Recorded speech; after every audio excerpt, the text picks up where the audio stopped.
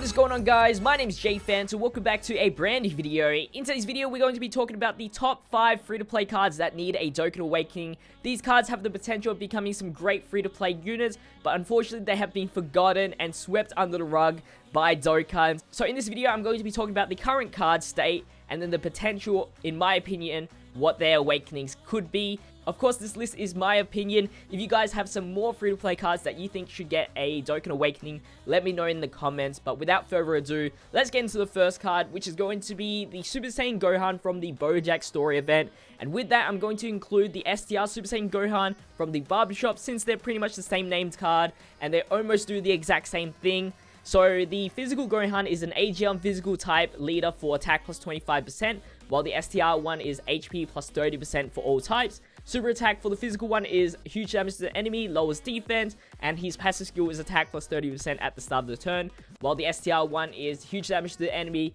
and then passive skill is attack plus 50% when performing a super attack. Now, for their awakening, of course, their passive skill will be increased in the attack. So, because the physical Gohan does have the lowering defense, I would say maybe like a 70% attack boost for the physical Gohan, and then we'll bump that up to supreme damage. That is pretty much the average attack multiplier that all free-to-play cards get these days. And then for the STR Gohan, we're going to bump that to 100% attack when performing a super attack. So obviously, to get that boost, he needs a super attack. That's kind of like his downfall, but this card is super amazing because he already has the thing where you can super attack at 8 key, so getting that passive skill should be pretty easy for the STR Gohan. And of course, supreme damage to the enemy is the way to go. The leader skill, STR Gohan, probably be a STR leader for 30% stats or a 40% stat boost whenever the card gets awakening. It depends on the meta at that time. And then for the physical Gohan, AG on physical types, maybe key plus 2, and then HP attack or defensive attack plus 40-50%. I think that's a pretty solid. That's kind of like how it usually goes. I don't think Dokkan would drop a full type for a leader skill, so that's my thoughts on that leader skill. For the link skills, they have pretty solid link skills. Maybe adding a key link, such as prepared for battle, would be a nice touch.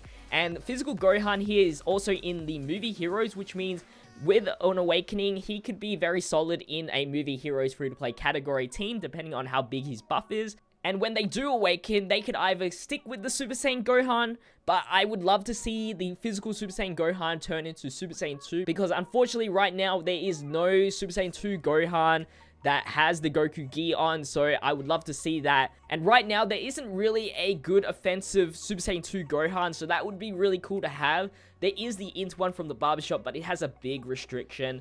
And unfortunately, he's not on this list, but maybe in the next one, we'll see. So the next card we're going to be talking about is the Viku from the Gogeta Dokkan event. Now, they missed the bowl here. They could have definitely awakened this guy when the Super Saiyan Blue Gogeta Dokkan event came out on JP. They could have just transformed into the base form Gogeta. That would be super cool because we already have abundance amounts of Super Saiyan Gogetas. So you could fit this guy into a team of a bunch of Gogetas and have them link well because, you know, they have the fusion type stuff.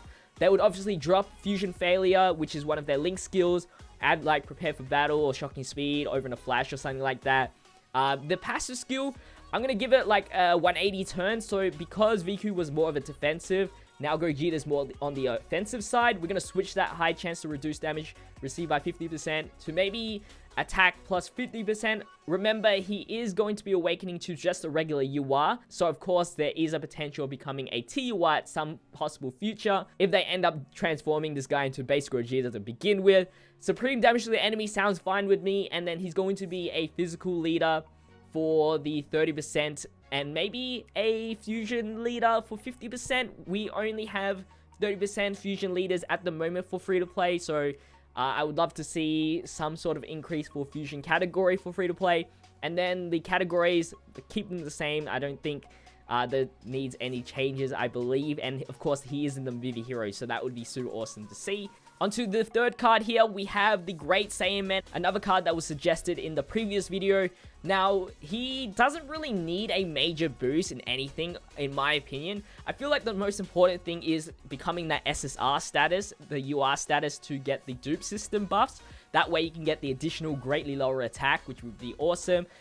With greatly lower attack, I think it would be too OP to get it into supreme damage modifier, so extreme damage would be just fine, and maybe increase the passive skill attack plus 50%, and the leader skill would probably be some irrelevant HP and attack plus 50%, 40% for AGL and STR types. And another downfall for this card right now is the link skills. I would love to see prepared for battle link skill added, or some sort of key link, or maybe shattering the limit, just to help the Majin Buu Saga category a lot, because right now Majin Buu Saga don't link all too well for free to play, and right now he has 4 categories, which is World Tournament, Hybrid Saiyans, Majin Buu Saga, and Movie Hero. So having someone in one of those teams that can greatly lower attack would be super awesome. I feel like he will be used most in Majin Buu Saga just because the LR Saiyan Man has the Hero of Justice, so an extra 25% attack link, which is really good already, and Z Fighters, of course, 15% attack up. Not much to say about this card. He just definitely needs that orb system buff for sure. Now, for the second last card, we have the Super Saiyan Angel Vegeta that you can farm from the Super Saiyan 3 Vegeta Dokkan event. Out of all the free-to-play Vegetas, this guy needs the biggest buff out of all of them. Now, let's get one thing out of the way. When he Dokkan Awakens, we need to remove that HP restriction of 50% or below. Whether they completely remove it or just change it to like 30% or above, that would be a crazy change already at that point. Of course, the attack and defense boost would also be appreciated, maybe like 80% attack and defense. And right now he has extreme damage to the enemy, obviously bumped that to supreme damage. And then leader skill, I don't really care about the leader skill, give him whatever you want. I'm definitely not going to run this guy as a leader anytime soon anyway, and making him a good leader would probably be too big of a buff. Now, for his awakening, I would say the most sense would be the Super Saiyan 2 Vegeta Angel, but if they want to skip to Super Saiyan 3 Angel Vegeta, that would make complete sense, because obviously that would match up with Super Saiyan 3 Angel Goku. But whatever the case is, he's definitely going to fit in any team, even with a bunch of Vegetas, because there's not many Super Saiyan Angel Vegetas at the moment. So this guy can fit with Super Saiyan Vegeta and all that good stuff. For the link skill, definitely need some key links in there.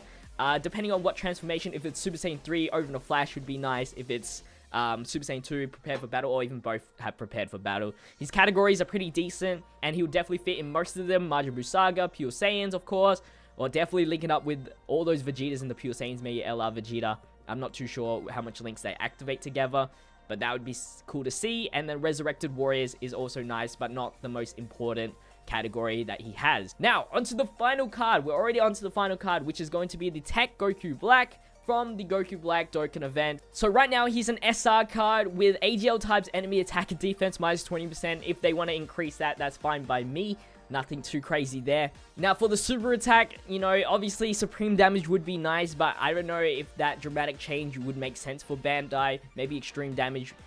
So at least at the minimum, make him extreme damage.